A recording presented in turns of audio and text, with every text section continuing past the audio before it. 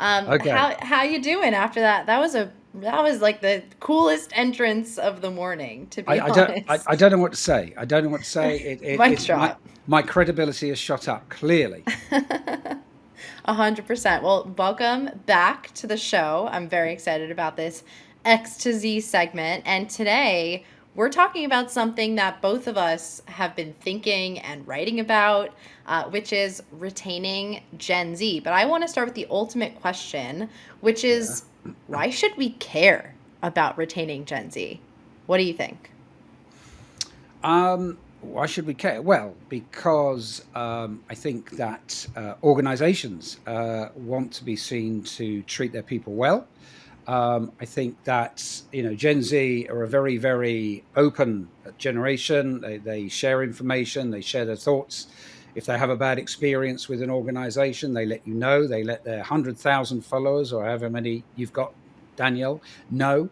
And so it's You important. flatter And, me. and companies, particularly those who are consumer facing or business facing, they don't want bad reputations. So, treating people well should be the outcome. And organizations, and I'm sure we've all in my history I've come across organizations that maybe haven't treated people who work for them particularly well. It's a bit more of a hire and fire mentality, but in the whole, they never achieve the success, shall we say, that companies who treat people well do. That's my belief Totally. anyway. Yeah. And it's interesting because I went to a future of work conference a few months ago that they were talking about how Gen Z is the most influential group of workers in the workforce, and that they not only are they bringing the slang, but they're bringing their mouths and their opinions and voicing things that other people, might be thinking but are too afraid to say in real life. Are you seeing that same thing?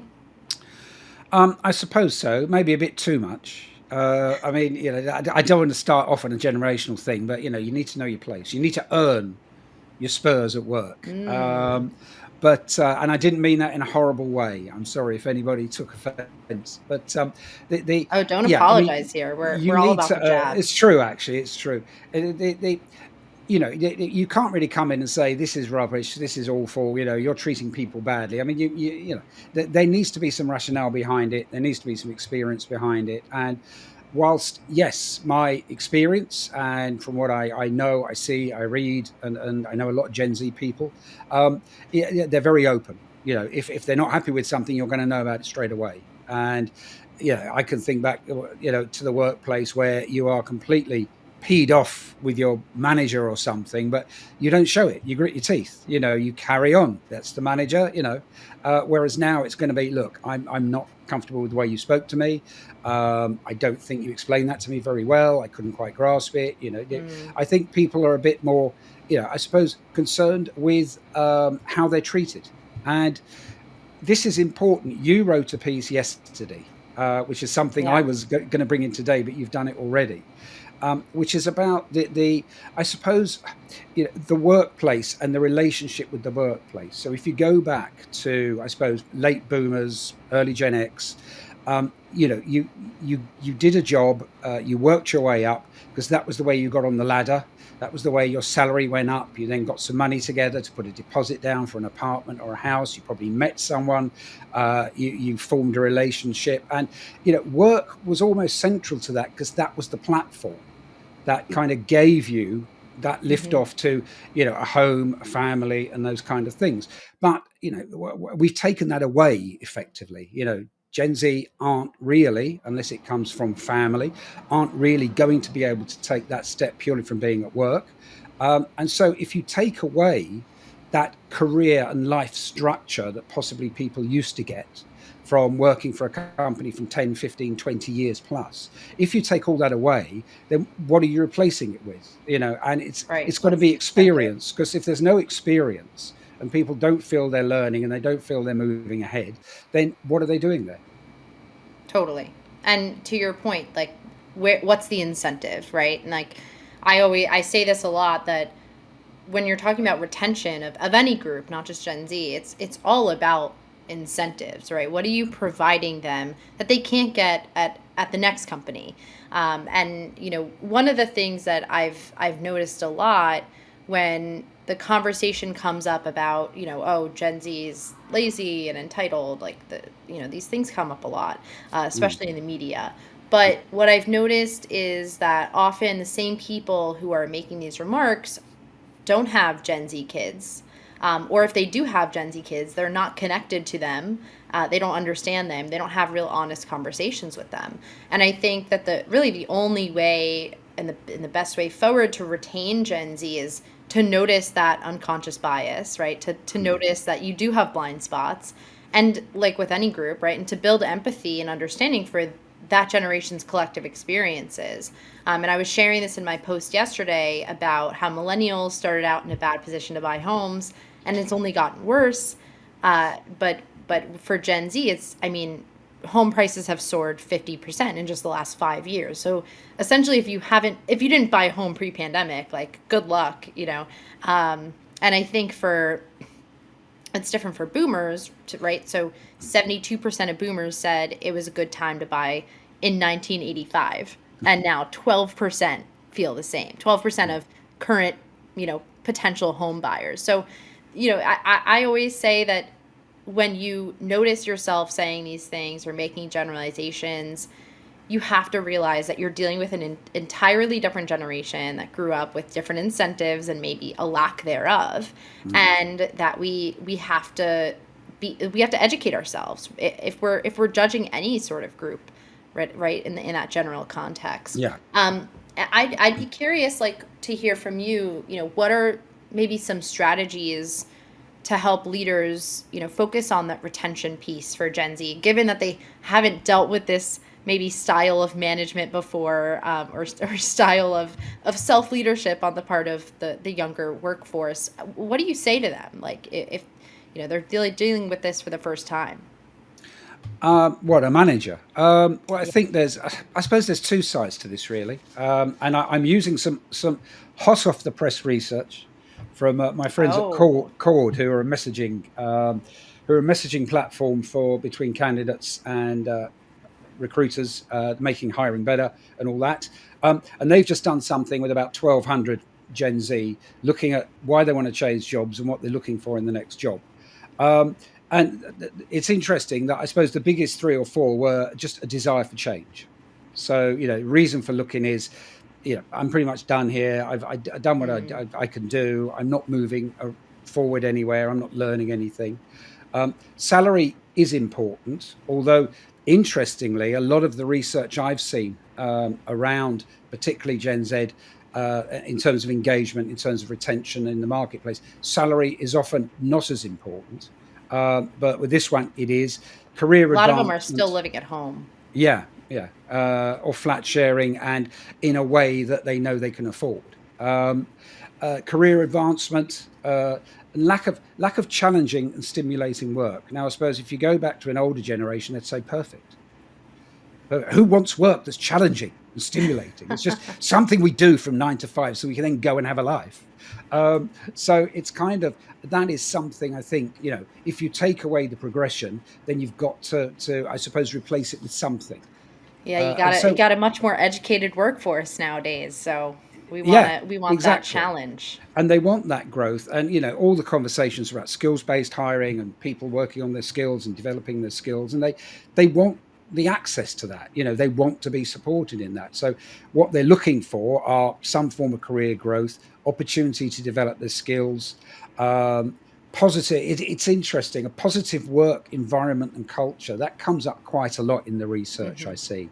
um, Not negative, just positive and upbeat, where I suppose people pull together and they feel it's a good place to be. Salary is important. Work life balance, probably not so much. I think the debate around remote, flexible, hybrid, asynchronous working, I think kind of misses a bit of a point in that it's about flexibility. And I think that it's having a more flexible approach, which is important. We go from one extreme to the other in terms of mandating back to the office, and we've got to remember on a global scale, it's still the majority of the global workforce don't have this option. They do location-based work, whether it's Right. construction, it's healthcare, it's hospitality, it's kind of, Right. you know. But for the noisy minority who do, I suppose, white collar work and stuff, it's kind of it's something they can do. But I think as long as they feel they have agency, one of the things I say is as long as they've got agency in how, when, and where they work, and particularly the Right. how they work as well as the when, then that's what they're looking for.